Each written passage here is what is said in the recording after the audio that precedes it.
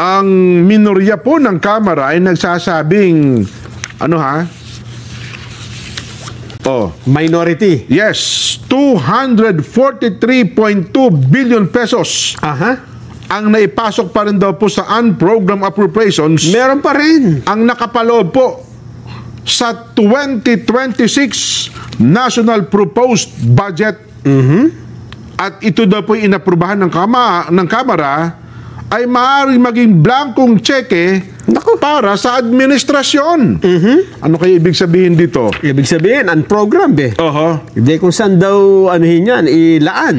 Ano bang paliwanag? Kabilang daw po sa mga unprogrammed administration ang para sa modernisasyon ng AFP. Kaya ayon ho dito kay Congressman Marcy Libanan, siya po kasi ang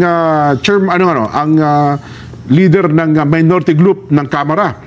Ang mga unprogrammed fund para daw po sa AFP modernization at sa mga foreign assisted projects sa program budget kung saan maaari silang mabusisi at mabantayan ng maigi.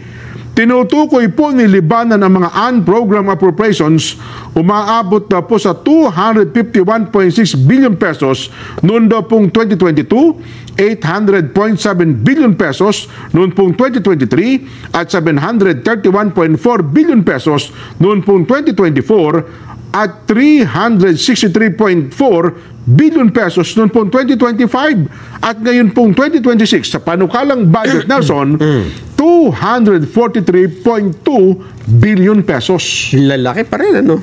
Yan tanong dyan, Congressman Marcy Libanan, hindi ba kayo nakinabang dito? Saan program sa mga nakalipas na panahon? Ano nakaraan? Bakit naman? Bakit? Hindi, sa pagbuho ng budget. Ano ba siya dati? Nasa minority. Lagi siyang minority. Saan ba siya dyan? Hindi naman pwedeng walang minority group doon sa ano na yan eh. Ganun ba? Diba? At alam mo naman ang so, minority. So, ibig sabihin, pag may program, meron din siyang ano dyan?